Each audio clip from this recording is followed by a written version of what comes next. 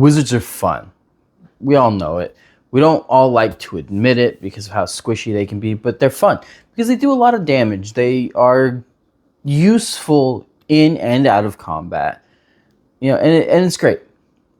The biggest complaint I hear is how squishy they are. Now, granted, they aren't anywhere near as squishy now as they were back in the 2015 Player's Handbook because they had the hit die of a D4, whereas now they've got a D6, which, I mean, I'm going to go ahead and agree with Brendan Lee Mulligan on this one, on his take on it. They should go back to the D4. Don't come at me for that one. You don't need health. Stay on the back line where you belong, Wizards. You're damage dealers and high damage.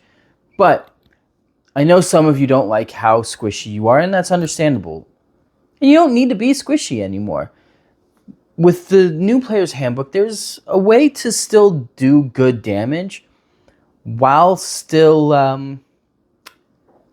being able to take a hit, we'll say it. Let me show you how. So first, obviously, you're going to pick the wizard class because that's what this video is about, is a wizard, right? I've got a couple of recommendations, and keep in mind, at the first level, you get, I believe it's 4 prepared spells and 4 cantrips. But I've only got 3 recommendations for beginning, starting out. For the cantrips, my recommendations are Firebolt because, damage, that's the whole point of a wizard. It's 1d10 fire damage, right? Cool, great, whatever. Ray of Frost, it's a d8 cold damage. If I remember correctly, correct me in the comments if I'm wrong, please. They have to make a saving throw, and if they fail it, then they take the full damage, and their speed is reduced by 10. I know for sure their speed's reduced by 10, right? And that's the main reason it's here, is for the speed reduction. It keeps melee creatures from getting in range of hitting you, because it doesn't matter how much health you have. If you're taking a hit, your health's going down. And at first level, you don't have a lot of health, obviously. So you want to keep yourself from getting hit as much as possible. And then the third recommendation is Mind Sliver. The reason for Mind Sliver is because, 1, it does decent damage, and 2, it makes it so they have disadvantage on any saving throws they have to make on their next turn. I might be wrong on next turn. Sorry, there's so many new spells, it's hard to keep everything memorized, but they get disadvantage on the saving throw. Now, I know what you're thinking. Witch Bolt does so much more damage than Firebolt. I agree, and Witch Bolt's cool. Pick Witch Bolt as your 4th. I don't care. That's not what this particular wizard is about. I put Firebolt on there instead of Witch Bolt for the sole reason that if I didn't put Firebolt on there, there'd for sure be people in the comments going, "Where's Firebolt? Where's Firebolt?" Witch Bolt is better than Firebolt. Whatever. Use Witch Bolt if you want instead of Firebolt. I don't care. Firebolt's only on there so that I don't have people coming at me for it, right? First level spells. Ice Knife. Ice Knife does good damage. If it hits, it does 1d10 piercing damage. That's not like overly great, same as the Firebolt, right? But then it does this really cool thing where it explodes. So it's got AoE damage, and everything within a 5-foot square, like around the target, has to make a dexterity saving throw, and if they fail, they take 2d6 cold damage. So it's damage on top of damage. It's great. AoE is always fantastic. Next is going to be False Life. False Life is because you need the temporary hit points to make yourself less squishy. False Life is 2d4 plus 4 temporary hit points. So bare minimum, assuming your luck is just astronomically awful, False Life gives you 6 more hit points. That's bare minimum, right? You can't beat that. Let's be real here. Next is going to be Chromatic Orb. Now, this was a tough one. I wanted to make sure I had at least 3 recommendations, and there's so many good first level spells, but Chromatic Orb got the win for one big reason. It says fuck you to resistances. And hold off on that for a second. You get to decide what type of damage your Chromatic Orb does. Fire, cold, lightning, thunder, force. It can do anything. Which means if you run into something that is resistant to fire or cold, which is what you've got, you got Chromatic Orb. It does good damage. Its damage type changes based off of what you need. Now, yeah, there's some restrictions in order for it to do that, but I mean, I hate spell components, so that's more or less going to be up to your DM and also whether or not you have an arcane focus. Chromatic Orb is so good. It got this slot solely on its versatility, because versatility is amazing. After that, you don't need to worry about anything until you hit the 3rd level. 3rd level, you get your subclass. You're going to go with Abjurer. And I know, once again, people are going to talk about Evocation or Illusionist. We're not worried about damage. You're still going to do plenty of damage, I promise. We're worried about staying alive. And for that reason, we've got the Abjurer. At 3rd level, you get Arcane Ward. Arcane Ward says that whenever you use a leveled abjuration spell, once per long rest, you get a ward. That ward stays there until your next long rest. It's equal to double your wizard level plus your intelligence modifier. So let's say your intelligence modifier is +2. We're going to lowball it, right? That means you have a ward of 8. On top of your false life, which, once again, bare minimum, assuming you're still casting it at 1st level, is going to be 6. The 3rd level, you now have an extra 14 hit points, essentially. Because false life is temporary hit points. Arcane Ward is a ward. It's separate. You can stack them. If your DM tells you you can't show them this video, you absolutely can. They are not the same thing. An Arcane Ward is not a temporary hit point.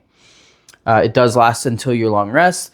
Whenever you cast another leveled abjuration spell, it regains points equal to I want to say twice the level spell slot you expended. It doesn't say whether or not the ward can still be replenished once it hits 0. That's going to be a DM thing because you can't recreate the ward until you take a long rest. I would argue that that would mean that the ward's never completely gone. So if it hits 0, it's only 0 until you cast your next leveled abjuration spell. But don't quote me on that because your DM might have a different take on that. 3rd level spell, Fireball. And once again, I only put that recommendation on there because if I didn't, you guys would crucify me for recommending a wizard without Fireball. Fireball is irrelevant. It's a good spell. It's a great spell. It's irrelevant, but it's a great spell. As long as you don't run into anything resistant or immune to fire damage. But I know you guys, I've been in the community long enough. If I don't recommend Fireball for a wizard, I will get crucified. So Fireball. It's the only spell at level 3 you need to take that I recommend. Fireball. Everything else is up to you. Do whatever you want. It doesn't matter, right? And people can say, "Oh, it's 6th level. It gets projected ward." Forget projected ward. At Abjurer, at the 6th level, the Abjurer subclass gets projected ward. You will never use projected ward because it takes away from you. The whole point of this is to keep you alive, not to keep Shlomo over there that decided to take the hit alive. No. They're their own problem. You're a wizard. Wizards are dicks. You focus on keeping yourself alive and killing the enemy. Don't worry about your teammates. You're fine. Which is why it's not on here. Okay? Later on, you do get, at level 11, you get spell resistance. Spell resistance is really cool because it gives you advantage on any saving throws you have to make against spells. It also gives you resistance against spells, as the name says.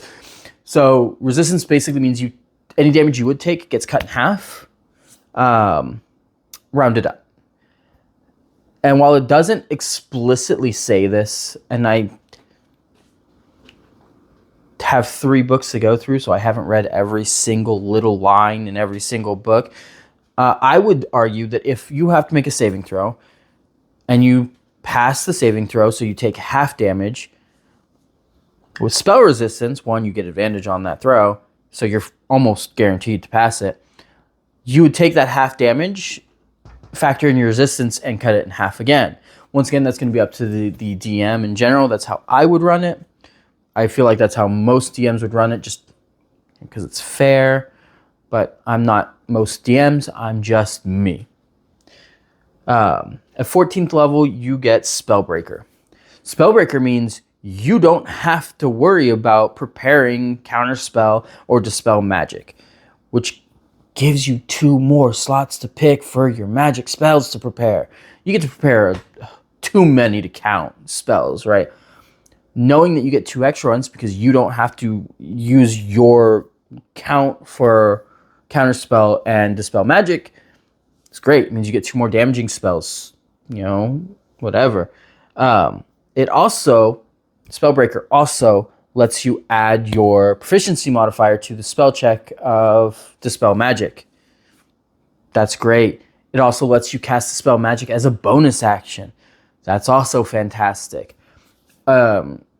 People have been complaining about the nerf on Counterspell, and sure, I get it. As a DM, I'm happy about it, but I understand your complaints. Just keep in mind, whether you take Spellbreaker or not, Counterspell, you no longer waste a spell slot if you fail.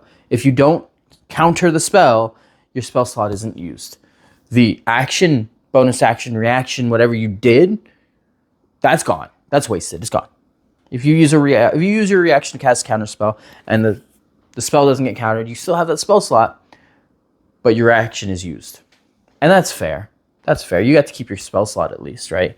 So, Spellbreaker is fantastic for that. Moving on to the spells I recommend. I skipped level 2 spells, second level spells. Flaming Sphere. That's the only one I really recommend for second level spells. And the reason for that is it's good damage, right? It's not fantastic damage, but you can move the sphere around. As a bonus action, you can move the sphere up to 30 feet. I believe at second level, it's 1d10, 2d10, something like that. It's good damage, and it's roving. It doesn't have to go around creatures. It can go through creatures, and if it does, they have to make a save and either take full damage or half damage. So it's constant damage for however long it's out on the field. It can move. It can move through your target, so it's for sure costing damage. And you can move it as a bonus action, which means your action is going to be spent casting a damaging spell, and then you're going to move that flaming sphere right on through it, and it's going to damage them again. It's great. 2 points of damage. I already talked about third level spells. Fireball. It's the only recommendation I have for that. 7th level, the only recommendation I have is Simulacrum. Just because Simulacrum is an amazing spell. 10th level spell is Wish, because if you don't have Wish, why are you even a wizard?